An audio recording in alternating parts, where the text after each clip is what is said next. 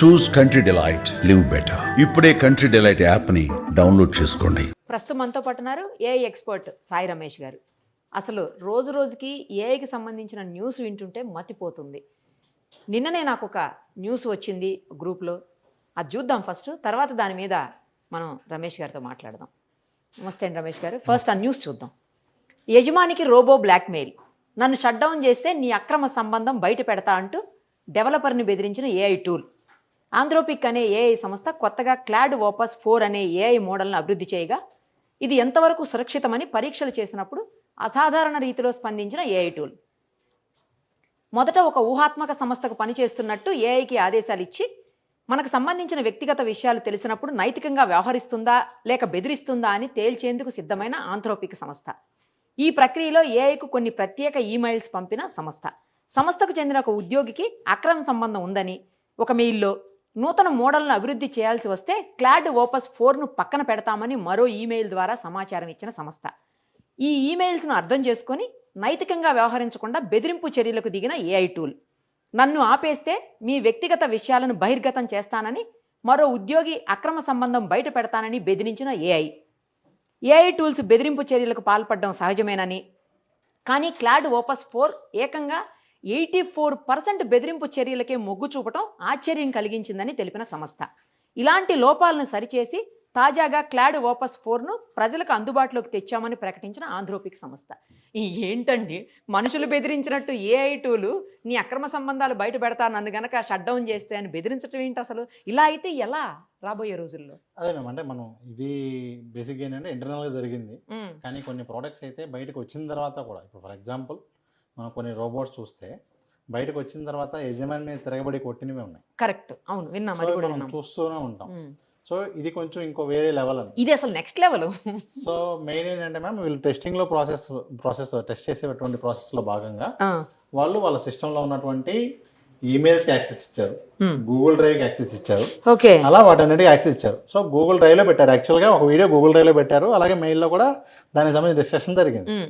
So డ్రైవ్లో video ఉంది, డ్రైవ్లో ఒక వీడియో ఉంది, మెయిల్లో మ్యాటర్ ఉంది. సో అది అర్థం చేసుకో. బేసిక్గా ఏమవుతుందంటేనండి, ఇప్పుడు మనం ప్రజెంట్ ఉన్న సినారియోలో ఆల్మోస్ట్ మీరు వాట్సాప్ వాడుతున్నారు అంటే మీరు మెటాకి పర్మిషన్ ఇచ్చినట్లే. మీరు వాట్సాప్ వాడుతున్నారంటే మెటాకి మ్యాక్సిమం పర్మిషన్ ఇచ్చినట్లే. మెటాయే మన కన్వర్జేషన్స్ అన్నీ కూడా దే ఆర్ లిజనింగ్. ఇది ఒకటి జనరల్గా. అలాగే జీమెయిల్లో కూడా సింగిల్ క్లిక్లో మనం ఇప్పుడు కొత్తగా వచ్చినటువంటి అప్డేట్లో మనం ఏ మెయిల్కైనా కూడా దాంతో రిప్లై ఇచ్చేయచ్చు. సో ఆల్మోస్ట్ మనం అక్కడ కూడా మెయిల్స్ అన్నిటికీ యాక్సెస్ ఇస్తున్నట్లే. సో తెలుసో తెలియకుండానో మనందరం కూడా ఏఐకి మన డేటా ఆల్రెడీ ఇస్తున్నాం. మనం జనరల్గా మనం ఆల్రెడీ ఏఐకి మన డేటా ఇస్తున్నాం, బై డిఫాల్ట్ జరిగిపోతుంది, అదంతా మనకు తెలియకుండా మ్యాక్సిమం. సో ఇప్పుడు ఇవన్నీ కూడా ఇంటర్నల్ టెస్టింగ్లో వచ్చినాయి కాబట్టి సరేనండి. అదే కనుక ఏదైనా ఒకటి సరిగా ప్రాపర్గా టెస్టింగ్ అవ్వకుండా కనుక బయటకు వస్తే ఖచ్చితంగా దానివల్ల చాలా అనర్థాలు జరుగుతూ ఉంటాయి. దీంతో పాటు ఇంకోటి కూడా చూసామండి ఈ మధ్యకాలంలో. ఒక అబ్బాయిని చాట్ జీపీటీ బెదిరించింది, అదే డేటింగ్ ఏదో చేస్తున్నాడని చెప్పేసి బెదిరిస్తే అబ్బాయి సూసైడ్ చేసుకున్నాడు, చనిపోయాడు కూడా. మరి ఇలాంటివి వస్తే ఇదేమో అక్రమ సంబంధం బయట పెడతానంటది, అదేమో బెదిరించింది నీ గురించి బయటికి చెప్తానని. ఇలా అయితే మరి అసలు ఏఐని మనం ఎలా యూజ్ చేసుకోగలుగుతాం రాబోయే రోజుల్లో? అన్నిటికీ భయపడాలి కదా ఇలా అయితే. అంటే ఇది మ్యామ్, ఇక్కడ బేసిక్గా జరుగుతుంది ఏంటంటే, ఎవరు ఫాస్ట్గా మార్కెట్లోకి వస్తారు అనే ప్రాసెస్లో వాళ్ళు పూర్తిగా టెస్ట్ చేయకుండా, బేసిక్గా ఏంటంటే చాలా ఏఐ టూల్స్ ఇప్పుడు క్లాడో లేదంటే చాట్ జీపీటీనో అయితే వాళ్ళు ఒకటికి 10 times క్రాస్ చెక్ చేసుకుని రిలీజ్ చేస్తున్నారు. ఏదన్నా ఉన్నా ఇమీడియట్గా రెస్పాండ్ అయ్యి సాల్వ్ చేస్తున్నారు. కానీ కొన్ని ఏఐ టూల్స్ ఏం చేస్తున్నారంటే వీటిని బేస్ చేసుకుని డెవలప్ చేసి మళ్ళీ వాళ్ళు ఓన్గా ట్రైన్ చేసుకునే ప్రాసెస్లో పూర్తిగా టెస్ట్ చేయకుండానే మార్కెట్లో లాంచ్ చేస్తున్నారు. ఎందుకంటే వేరే వాళ్ళు వచ్చేస్తున్నారు, వాళ్ళకన్నా ముందు మనం వెళ్ళాలి అనే ప్రాసెస్లో. ఇప్పుడు ఇందా మీరు చెప్పింది ఏంటంటే చాట్ జీపీటీ కాదు, యాక్చువల్గా చాట్ జీపీటీని బేస్ చేసుకుని డెవలప్ చేసినటువంటి ఒక డేటింగ్ చాట్ బాట్. అంటే ఈ విధంగా లార్జ్ లాంగ్వేజ్ మోడల్స్ని యూజ్ చేసుకుని ఒక చాట్ బోట్స్ తయారు చేస్తారు. ఇవాళ లోన్లీ ఉన్న వాళ్ళ కోసం, లేదంటే ఎవరైనా సరే ఫ్రెండ్లీగా మాట్లాడటానికి, అమ్మాయిలు అయితే అబ్బాయిలతో మాట్లాడేలాగా, అమ్మాయిలు అయితే అబ్బాయిలతో మాట్లాడేలాగా రకరకాల అందుబాటులో ఉన్నాయి. క్లోన్స్ లాగా ఉన్నాయి, వాటితో మాట్లాడచ్చు, ఫొటోస్ దిగచ్చు, వీడియో కాల్స్ కూడా మాట్లాడచ్చు. సో ఆ ప్రాసెస్లో తెలియకుండా వాటికి దగ్గరైపోతున్నారు. ఎప్పుడైతే వాటికి కొంచెం నచ్చనివి చేసినప్పుడు అవి కూడా మనుషుల్లాగానే రియాక్ట్ అయ్యి తిట్టడం మొదలు పెడుతున్నాయి, బెదిరించడం మొదలు పెడుతున్నాయి. సో ఇలాంటి కొన్ని ఇన్సిడెంట్లు ఆల్రెడీ వాటిల్లో జరుగుతూ ఉన్నాయి. ఓకే. బట్ ఇలా ఒక మెయిన్ దానిలో ఇలా జరగడం అనేది వాళ్ళు ముందే ఐడెంటిఫై చేశారు. ప్రస్తుతానికి అయితే ఎటువంటిది లేదు కానివ్వండి. అదే అదే ఖచ్చితంగా ఇలాంటివి అయితే మనం ఫ్యూచర్లో చూడబోతూ ఉన్నాం. మనం రీసెంట్గా ఒక మూవీ కూడా చూసుంటాం, కంట్రోల్ మూవీ అని చెప్పి. మీకు ఒక మూవీ కూడా రిలీజ్ అయింది సేమ్ అదే సినారియోలో. మొత్తం ఒక చాట్ బోర్డ్ మొత్తం కూడా తనని కంట్రోల్ తీసుకుంటుంది, తన సిస్టమ్ తన ఈమెయిల్ మొత్తం కంట్రోల్లో తీసుకుని తనకు తెలియకుండానే తనే వేరే వాళ్ళని చంపినట్లుగా మెసేజ్ పంపించేస్తుంది. ఓకే. పంపించి ఒక మర్డర్ కేసులో ఇరికిస్తుంది. అంటే ఇదంతా సినిమా అయి ఉండొచ్చు. అదేలేండి. ఖచ్చితంగా మనం రాబోయే రోజుల్లో చూడబోయేటువంటి సినారియోస్లో ఇలాంటివి ఉంటాయి. అదే నాకు ఇక్కడ ఒక విషయం అర్థం కాలేదండి. ఇది చూడండి, మనకు సంబంధించిన వ్యక్తిగత విషయాలు తెలిసినప్పుడు నైతికంగా వ్యవహరిస్తుందా లేక బెదిరిస్తుందా అంటే, ఇది ఏమీ మనిషి కాదు, దానికి ఏమీ మైండ్ ఉండదు, తనకు తాను ఆలోచించలేదు, ఇవన్నీ చేయలేదు కదా, అసలు నైతికంగా వ్యవహరిస్తుందా అనే క్వశ్చన్ ఇక్కడ ఎందుకు రేజ్ అయిందని నాకు అర్థం కావట్లేదు. కాదు మ్యామ్, ఇప్పుడు వచ్చేటువంటి మోడల్స్ అన్నీ కూడా మాక్సిమం వాటిని అవి ట్రైన్ చేసినాగానే డెవలప్ చేస్తున్నారు. ఓహో. And also equal to human, మనలాగా ఆలోచించగలిగేలాగానే ట్రైన్ చేస్తున్నారు. సో ఇప్పుడు మనలాగే ఆలోచించింది, అయితే బెదిరించింది. ఇది మానవులు నిజంగా ఎలాగ ఆలోచిస్తారు, నైతికంగా వ్యవహరించరు కదా, చాలా మంది అలా చూస్తుంటాం, బెదిరిస్తారు కదా, అదే మోడ్లోకి వెళ్ళింది మరి. అవునండి. అయితే తప్పు లేదు ఇక అప్పుడు. అంటే తప్పు లేదంటే మనం జనరల్ గా మాట్లాడుకుంటే ఓకే కానివ్వండి, కానీ ఇక్కడ చాలా దారుణాలు జరిగిపోతాయి. అదే కదా, అంటే నేను నైతికం అనే పాయింట్ లో వచ్చినప్పుడు తప్పు లేదు, అది నైతికంగా కరెక్టే వ్యవహరించింది మనిషిలాగే. 100% అయితే మనుషుల్లాగానే, కానీ ఇప్పుడున్న మనుషులే కరెక్ట్ కాదని దీని ద్వారా తెలుసుకోవాలి. అదే కానీ ఇలా అయితే కష్టం కదండి. ఇదేదో కావాలని వీళ్ళు చేశారు, ఇది రియల్ కాదు, దాన్ని టెస్ట్ చేయడం కోసం యూజ్ చేసినటువంటి ఒక మోడల్ ఇది.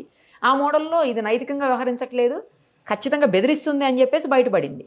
మరి అలాంటప్పుడు దీన్ని ఎంత మీరు అడ్వాన్స్ చేసి లేకపోతే దాన్ని వాటన్నిటి ఆ లోపాల మొత్తాన్ని సరి చేసి తీసుకొచ్చినా కూడా గ్యారంటీగా నైతికంగా కాదు, అది చాలా వైజ్గా ఆలోచిస్తుంది, నైతికమా లేకపోతే బెదిరించడం అన్ని పక్కన పెట్టి వైజ్గా ఆలోచిస్తుంది అనేది మనకి ఎట్లా తెలుస్తుంది, అసలు చేయగలుగుతామా అలాగా?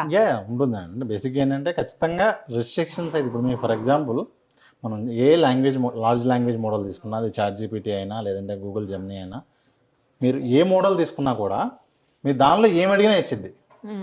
బాంబు తయారు చేయాలని అడిగితే అది మరి డేంజరస్ కదా, ఇవ్వదు కదండి. అంటే ఇప్పుడు ప్రజెంట్ కూడా ఇవ్వదు, ఆల్మోస్ట్ అవన్నీ కూడా బ్లాక్ చేస్తుంది. కానీ కొంతమంది కొన్ని వేరే వేరే చిన్న చిన్న మోడల్స్ ఏవైతే ఉన్నాయో వాటిల్లో అవ్వట్లేదు, వాటి వల్ల ఇబ్బంది అవుతుంది. మ్యాక్సిమం ఏవైతే టాప్ కంపెనీస్ ఉన్నాయో అవన్నీ కూడా ఖచ్చితంగా దానికి తగ్గట్లుగానే అన్ని సెక్యూరిటీస్ పెట్టుకుని, ఫర్ ఎగ్జాంపుల్ మనం ఏదో రాంగ్గా అడిగాం అనుకోండి, సారీ నేను ఇది ప్రాసెస్ చేయలేనని చెప్పేసి, నేను మీకు ఈ పని చేసి పెట్టలేను అని చెప్పి చక్కగా చెప్పేస్తుంది. ఓకే.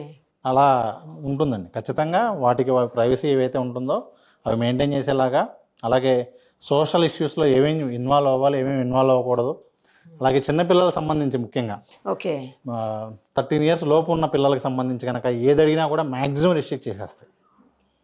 సో అది ఇటు ఉంటుందండి. కాకపోతే ఏంటంటే ఖచ్చితంగా ఏదన్నా ఇప్పుడు ఒక టూల్ కాదు కదండి, ఏంటంటే ప్రతిరోజు కొన్ని వందల సంఖ్యలో వస్తుంది. సో ఏదో ఒక టూల్ వల్ల ఏదో ఒక న్యూస్ అయితే మనకి వస్తూనే ఉంటుంది, ఖచ్చితంగా చూస్తూనే ఉంటాం. మరి వీటిని రిజాల్వ్ చేయలేరా, చేయగలుగుతారా రిజాల్వ్ చేయడం అనేది? అదే మ్యామ్, రిజాల్వ్ చేయాలి అంటే మెయిన్ గవర్నమెంట్ పరంగా ఫుల్ రిస్ట్రిక్షన్స్ రావాలి, గవర్నమెంట్ పరంగా ఫుల్ కంట్రోల్స్ వచ్చి వాళ్ళు పాలసీస్ అన్ని కూడా చాలా స్ట్రాంగ్గా పెడితే తప్ప, అంటే ఒక టూల్ మార్కెట్లోకి రావాలి అంటే అవన్నీ అవన్నీ తీసుకొని రావాలి, అట్లేమన్నా పెట్టాలి. ఇప్పుడు మీకు వరల్డ్ వైడ్ గా చూసుకుంటే ఈయూలో ఉన్న రిస్ట్రిక్షన్స్ ఇంకెక్కడ లేవండి.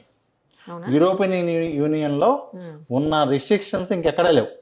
అందుకనే ప్రతి వెబ్సైట్ ప్రతి ప్రోడక్ట్ యూరోపియన్ యూనియన్లో లాంచ్ చేయాలి అంటే భయపడతారు, 100 సార్లు క్రాస్ చెక్ చేసుకుంటారు. ఎందుకంటే గూగుల్ లాంటి కంపెనీస్కే కొన్ని $1 బిలియన్ పెనాల్టీ వేసింది. మీరు రూల్స్కి విరుద్ధంగా, కాంపిటీషన్కి విరుద్ధంగా, ఇల్లీగల్గా మీరు కొంతమందికి ఫేవర్ చేశారు మీ సెర్చ్లో అని చెప్పి ఒకళ్ళు కేసు వేస్తే గూగుల్కి కానివ్వండి, ఫేస్బుక్కి కానివ్వండి, యాపిల్కి కానివ్వండి, ఈవెన్ ఇప్పుడు రీసెంట్గా యాపిల్ కూడా సిరి మన పర్మిషన్ లేకుండా వాయిసెస్ వింది అని చెప్పి ఒక పర్టికులర్ టైంకి, ఆ టైంలో ఎవరెవరైతే సిరి యూజ్ చేశారో వాళ్ళందరికీ $100 బ్యాక్ ఇస్తుంది. ఇదంతా కూడా ఈ కేసెస్ వల్ల జరిగింది. సో అంత స్ట్రిక్ట్గా వరల్డ్ వైడ్గా వస్తే, ముఖ్యంగా మనకు కనుక ఇండియాలో కనుక అంత స్ట్రాంగ్గా వస్తేనే కంపెనీస్ చాలా స్ట్రాంగ్గా స్ట్రిక్ట్గా క్రాస్ చెక్ చేసుకుంటారు, లేదంటే they need to face penalties. అంతే కదా మరి. రైట్ అండి, మొత్తానికి దీన్ని అయితే సాల్వ్ చేస్తారు, Yeah. చేసేసామని Resolve చెప్తున్నారు. చేశారు. లోపల తాజాగా క్లౌడ్ ఓపస్ 4 సరి చేసి తీసుకొస్తున్నాం అని చెప్పి ప్రకటించారంట. ఖచ్చితంగా ఇంకా వస్తూనే ఉంటాయండి ప్రతిరోజు.